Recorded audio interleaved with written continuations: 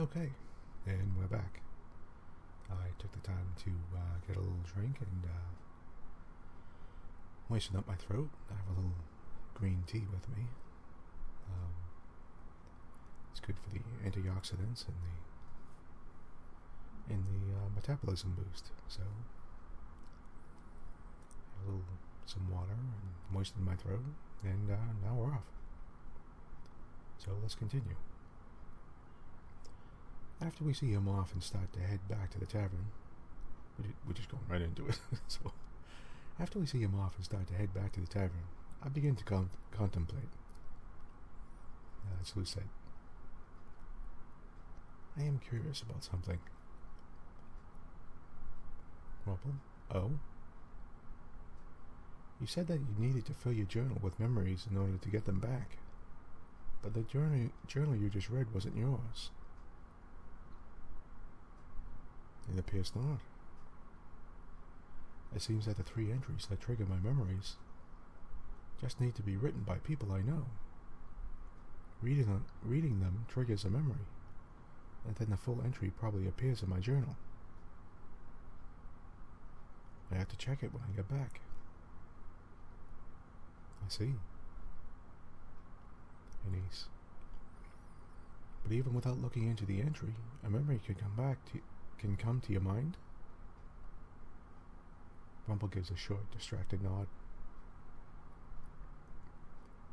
It's not complete, so I'm hoping that something really has appeared in my journal.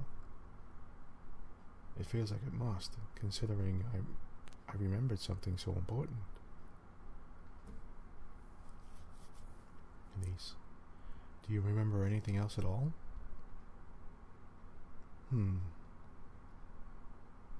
Young man that we just met. I believe that he used to come to watch me work before. I knew him. He used to look up to me. He was a sweet child. The memory is foggy, but yes, I believe something did happen to him. He became ill. The details of how I saved him must be in the journal. Even though this does not pertain to my curse, I'm curious what this journal might say. There was Lucette thinking. Rumpel. I can't remember fully, but the memory feels sad somehow. He turns to me, our brows knit together. It is strange to see him with such a serious expression on his face. I really am sorry about earlier, Princess. I think I was on the verge of remembering, but then I got tangled up in my head. I was surprised by a sudden change in topic. I shake my head slowly. He is quiet for a few moments before suddenly his smile comes back and he laughs jovially, telling us that there is no point in worrying. At the town's outskirts, I turn, feeling eyes on my back. But no one is there. What? Okay, we're back at the tavern's common room, the reception area. We give Parfait the medicines we purchased in town as soon as we arrive back at the Marchen. Then, Rumpel proudly announces that he is a doctor to anyone that will listen to him. Everyone seems happy for him, save for the Marchen patrons that find Rumpel annoying, who are mostly men. Afterwards, Rumpel asks Anise if he might be able to take over the medications for Parfait. If only because Anise is busier than him. Rumpel hasn't been back at the Marchen long, and yet he's already found something to help break his curse. Then there's me. Did not think anyone will be able to help me. At the end of the night, when I finally have time to myself, I return to my room to rest.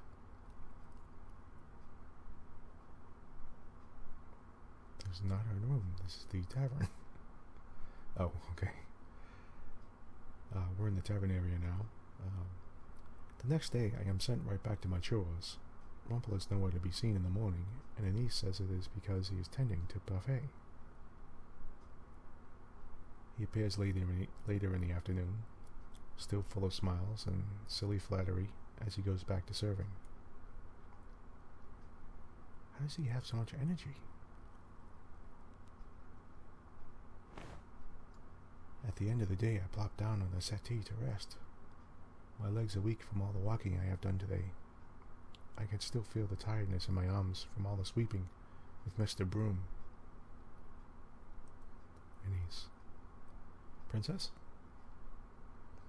I notice Anise standing beneath the doorway, smiling at me uncertainly. Thank you for your work today. Why is she thanking me for work I obviously do not want to do? It's not as if I've asked to do any of this. But you still help. Anise nervously shifts on her feet. So I just wanted to say thanks. When I do not make any effort to continue speaking with her, Anise gives a nervous little nod before heading back toward her room. Not long after her departure, I hear an exuberant and familiar voice. No, that's Rumpel. I should count my lucky stars, for they have given me a rare opportunity to meet with my lovely princess this late at night. I should have gone to my room. Rumpel stops before me winking. The moonlight on your face makes your beautiful eyes sparkle like the most precious gold, princess. I am not in the mood for your flattery. But princess, flattery is just a compilation of compliments. Everyone loves compliments. I do not care for your compliments. Our Lady Anise's thanks, either? You heard that? You should learn to let people spoil you. I stare at him. This is the last thing I had ever expected anyone to say. My whole life I have been called spoiled and rotten, the Ice Princess. Even Delora and Parfait want me to do these good deeds, because I think I am incapable of goodness. Excuse me. I clench my fist and continue to stare at him, not understanding the swell of emotion inside of me. Why is he being so nice to me? Rumpel, your first lesson is learning how to let people spoil you. He draws back his hand, reaches into his pocket, and presents me with a small yellow bag. What's this? For you, my sweet princess. Okay, we have a choice here. Accept the gift or don't accept the gift. Well, he did say we should let people spoil us, so... Plus, I'll be honest, I'm really dying to see what the gift is, so... But yes, he did say that people spoil us, and... Well, okay, we'll take his advice for now. So, we'll accept the gift. I'm not used to receiving gifts out of the blue. What a shame. I would give you so many gifts if I could, princess. Why? Because people are moved by gifts when they come from the heart. I take the small bag from Rumpel's hand and look at it for a few moments. Besides, this is both a thank you and an apology gift. A thank you for accepting me as your partner, and an apology for my behavior yesterday. I don't remember what I did, but both you and the boys seem frightened.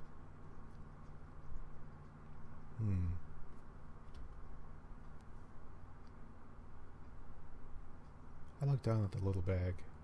I open it up, and inside is a little white chocolate piece, fashioned into the shape of a flower. Oh, that's nice. It's not a lily. Oh, It's not too extravagant, yet a lily. I wonder why you picked a lily. Yeah, it's not too extravagant, but it's it's a nice thought. So, Rumpel. It's not much, but you absolutely must accept it, princess.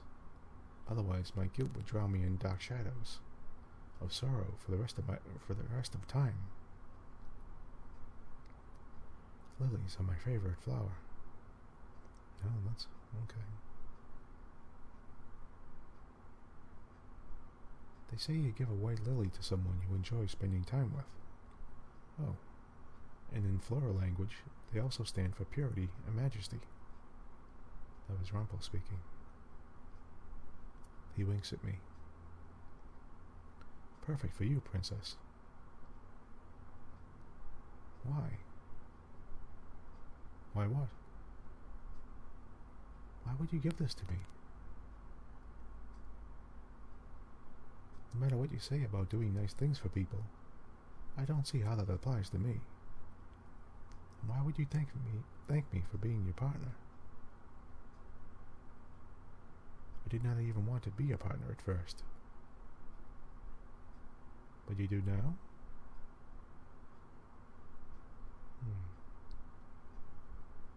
I am unable to withhold my surprise. Rumpel raises his eyebrow, then sighs. Princess, you don't trust compliments, do you? Mother always told me that people were two-sided. That they'd say anything to make you believe that they were your friend. No. Never fear, my sweet princess. I'll make sure I compliment you until you learn to accept them. But no buts. I derive my happiness from making ladies like yourself happy. The compliments may seem strange to you, but don't worry. You'll see it in time. See what? The connections between people. You assume I'm just a flirt, but I get to know an awful lot about people. It's a reason I can guess so much about you. What could Rumpel possibly know about me? So, what do you think? Are you more attracted to me now because of my mysterious aura? Or my doctorly sophistication? He leans closer to me, his eyes sparkling. Now, he leans close an awful lot. I could be your own personal doctor. I will slap you if you touch me again. Rumpel pulls back and raises both of his hands in surrender, but the smile does not leave his face. You really are hopeless, aren't you? Do you think so? I thought that the events from today might have proven otherwise. Oh, speaking of which, I read over my journal earlier. His expression becomes oddly solemn. Shall I enlighten you? Yeah, I want to hear it. Why would you tell me all of this? No? You're not interested? I thought you might be, since I was your partner. If I don't listen, you'll still tell me regardless. So feel free to share.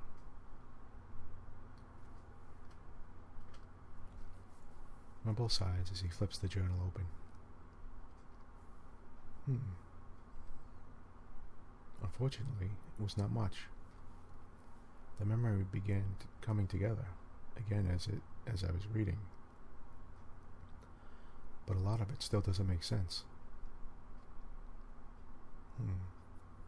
I glanced down at the entry he has stopped at. Look at the bottom of the page, princess. I follow his gaze to the bottom of the page and pause, noticing a conspicuous gap. There's no signature. I always sign the end of every entry I write. I wonder if that might be the final piece of the puzzle. The final piece of your curse? If my name refuses to show up in the book, it may very well be the final memory I need to regain. Maybe that's his curse. He has to find out his name. You believe that the signature will be what gives you your true name, then? I have a feeling that might be the case. It was the first thing I noticed when the entry appeared. That would explain why the boy in town didn't know my name either.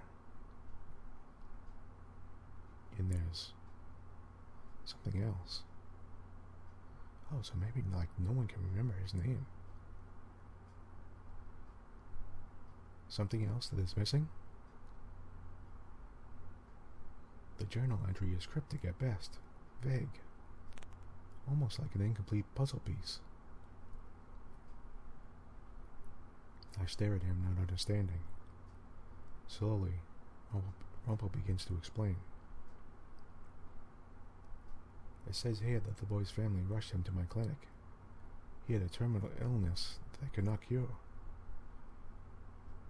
He was at death's door, and I couldn't save him. But he's still alive, isn't he? He even said you saved him. Yes. There is a resolution in the journal, but it's not very helpful. I glance down at the journal entry as Rumpel continues to speak. I refuse to give up. I knew that there had to be a way to save the boy. I never gave up on my patients. In the journal entry, I described someone who came to help me save the boy. He lifts the book and points to the words, reading them aloud. I met her for the first time tonight. She told me she had some way to help the boy, so we struck a deal. I hope I do not come to regret this. He snaps the journal shut, startling me. He sighs as he runs a hand through his hair. That's it. Someone helped me somehow when I made a deal. I'm assuming this is related to my curse, but I can't say how. Why did you write so vaguely? I wish I could ask my past self that same question. So in the end, you're still not sure when you were cursed? Rumpel pauses and shakes his head. I believe it started here. Not the curse, but the events that led to it. There's a reason there's the first memory to be triggered. It's important. For a few moments, the two of us are quiet. Rumpel's curse is a mystery, not because he is hiding it like Hama is, but because he does not understand it himself. After a few moments, Rumpel begins to laugh, breaking the silence. I look at him startled. What's so funny? Oh, it's not funny, it's just... This is all very mysterious, isn't it? And my mysterious past makes me more alluring, doesn't it? Only Rumpel could take such a serious moment and change it into this. Well, what do you think, Princess? Are you drawn into the mystery of it? I have no choice. You tell me even if I didn't want to know. Oh, but you do. I can see the curiosity in your lovely golden eyes. And I could see it earlier today, too. Thank you for accompanying me to town. I believe that I only met the boy because you were there to guide my way. We were looking for medical supplies. That boy appeared through mere coincidence. No, it was more than coincidence. It was destiny. Fine, whatever you say. Listening to him is exhausting.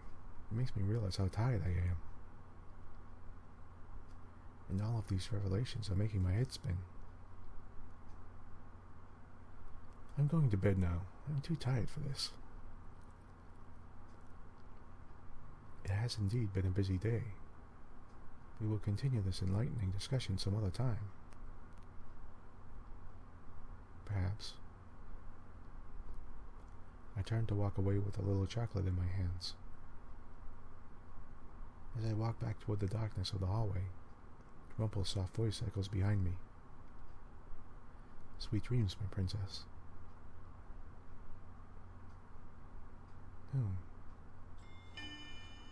Chapter 4.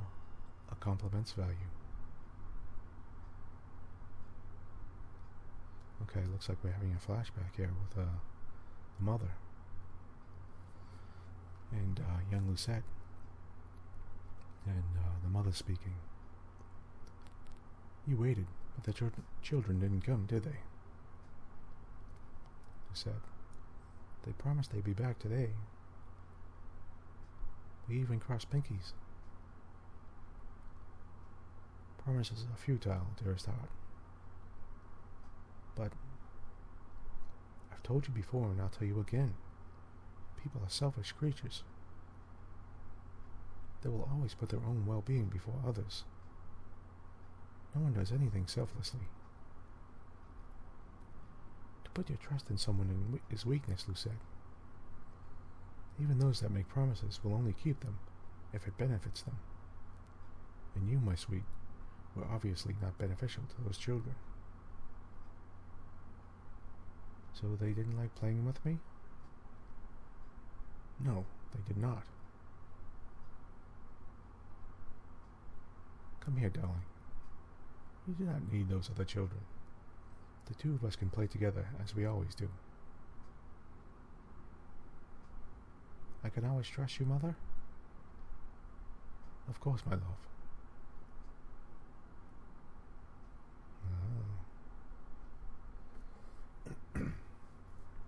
Okay, I guess we're in Lusette's bedroom.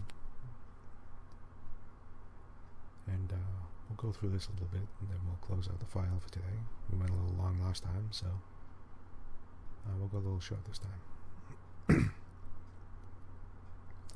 Excuse me. My head feels foggy. Maybe it was because it took me forever to fall asleep yesterday. And then, to make things worse, I ended up having that dream.